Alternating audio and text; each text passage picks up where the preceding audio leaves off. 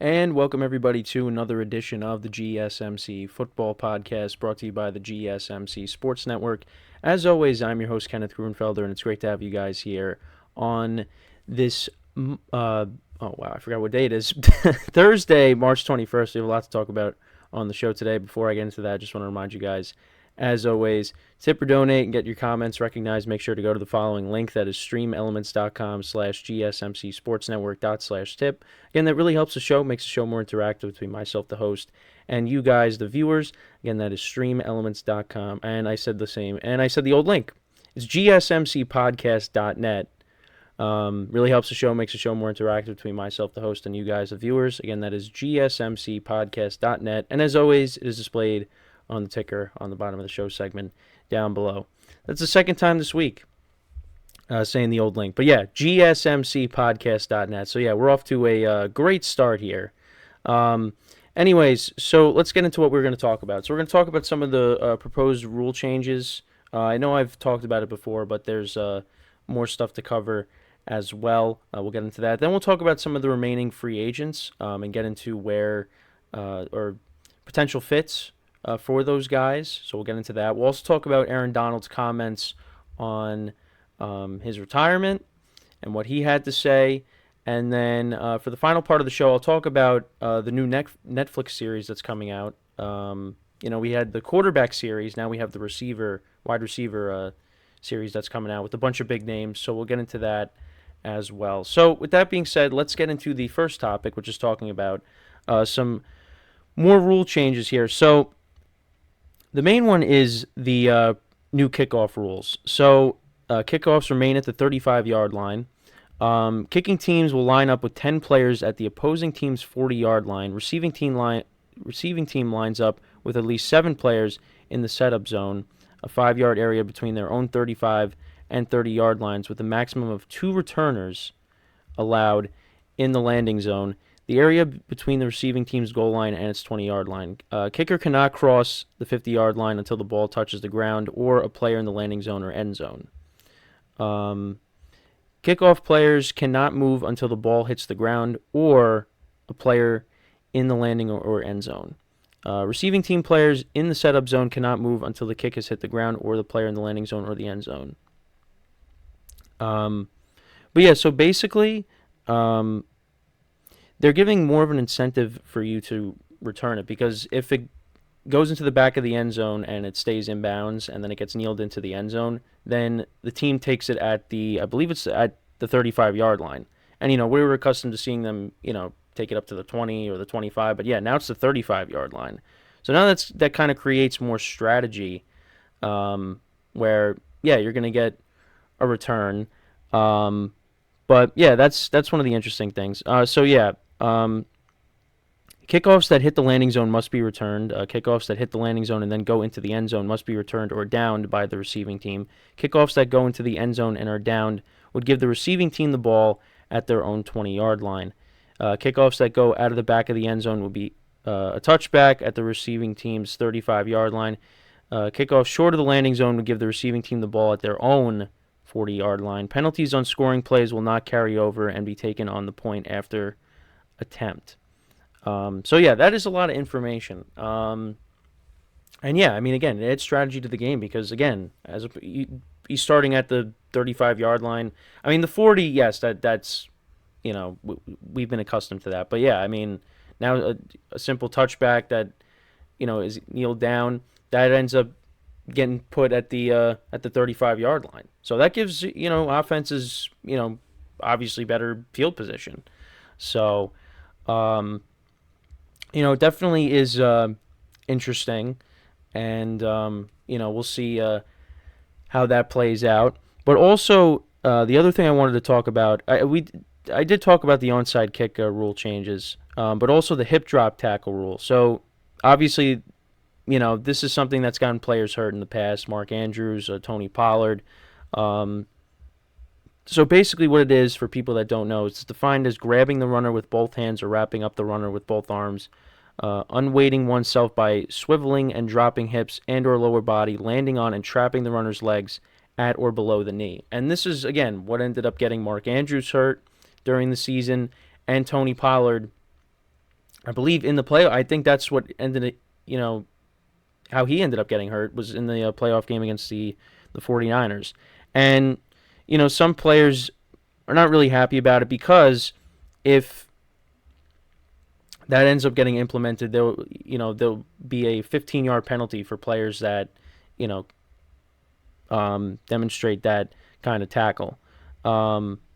So yeah, the NFL is considering implementing a penalty for what they term a dangerous hip drop tackle to enhance player safety. The proposal penalty would result in a 15-yard penalty when a player executes a tackle where they grab the runner with both hands or wrap the runner with both arms, unweight themselves by, like I said, by swiveling and dropping their hips and their lower body, landing on and trapping the runner's legs at or below the knee.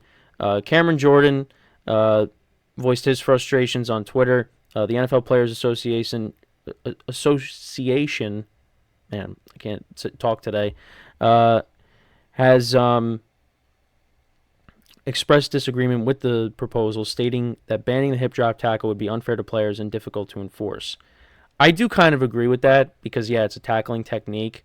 So, yeah, we'll see what ends up happening. But, so an example cited of the potential dangers of this tackling technique is an incident involving Baltimore Ravens tight end Mark Andrews, who sustained an ankle injury from such tackle in Week 11 against the Cincinnati Bengals. Andrews refrained from giving an opinion on whether the tackling form should be banned, stating it would be an unfortunate event. The decision on whether to implement the proposed penalty will be made during the annual league meeting scheduled for March 25th through the 27th in Orlando, Florida. If approved, the penalty could come into effect for the 2024 season. So, that's a big one too. But again, it's kind of hard to enforce a technique, but I guess the players are going to have to learn to adapt, and we'll see how that ends up going. But yeah, I mean, it's gotten players hurt, and so we'll have to see what ends up happening there. But yeah, so you have that. You have the kickoff rule. I know I talked about the onside kick as well. But yeah, so there again, I think I did mention this before on a previous show, but yeah, so they're trying to adopt that XFL model. So we'll have to wait and see what ends up happening there. But yeah, there could be more rule changes coming. And I mean, for me, I like that the hip drop tackle is at least they're trying to ban it, and you'll get penalized if you end up doing it. But again, it's hard because, and then the other thing too is, I mean, there's players that do it the right way and no one ends up getting hurt. But then you have, like the example that I just brought up, Mark Andrews getting hurt. He did come back for the playoffs, but at the time we thought it was a season-ending ankle injury. So again, it's very conflicting, but it's something that has to be addressed because again, it gets players hurt, and how many times have I said on this show, don't like seeing players get hurt, but it ends up happening. So like I said, we'll just have to wait and see what ends up happening. They're going to meet about it next week, so we'll learn more when we get there. But yeah, I mean the craziness of the off season has kind of died down. There's nothing really, no really major news that has broken recently. Still some little signings here and there, but nothing really. Nothing really earth-shattering. I mean, the latest thing, obviously, which I talked about yesterday, was the Jets signing Mike Williams. But, other than that, we're kind of past the craziness. Now it's, like I said yesterday, it's more focusing on the draft now. That's our main focus. So, obviously we'll be gearing up for that. Also, make sure to check out. So I did end up going on Manny's show yesterday, the Chip Shot Football Podcast, last night. We talked about the AFC West. We went through some things: the Raiders signing Alexander Madison and the other moves that they've made. Bringing in Christian Wilkins, and talking about what the Chargers have done and the Chiefs and things like that. And it was a good time. And then we also talked about Chris Sims' rankings of his of the wide receivers for this draft class, and it did get some traction just because he ranked both LSU receivers at the top, and then Marvin Harrison Jr. was ranked number 3. Where you go and look at all these other mock drafts, and Marvin Harrison Jr. is, number 1, and then you have, Malik Neighbors, then you have Rome Odunze from Washington, and then you have Brian Thomas Jr. So, we just talked about that. Again, I'm not a college football expert. I mean, you could tune into the College Football Podcast here on the network. Tommy does a great job. But, at least from what I got, like I said on his show, and again, make sure to go check it out. Chris Sims basically was saying that sometimes Marvin Harrison Jr. has trouble separating from corners. Like, he doesn't have that breakaway speed. I mean, he's a 50-50 ball guy. Now, there's nothing wrong with that. I mean, listen, for the team that I root for, the Giants, I would love to have a receiver like that. But because then when he talked about, the LSU receivers, he said, like, especially Malik Neighbors, he's able to blow past people. Marvin Harrison Jr. doesn't have that breakaway speed. But, I mean, I don't know. But that's just his opinion. That's not my opinion, but that's at least what I got from, the video that I watched on it. So, but yeah, we talked about all that on the show yesterday. Again, I was only on for 2 segments. So, but yeah, he reposted the show, reposted the segment. So if you want to see me on there, go ahead and check it out. It was a lot of fun. Again, it's nice to, have a conversation, because obviously, for the most part, it's just you on the show talking, to the chat. But yeah, no, it was good. It was good. But yeah, that's what we talked about. So, but yeah, and the other thing too is I just the way the show started out. I mean, I forgot what day it was. Just had the old link for the tips. We're off to a great start here.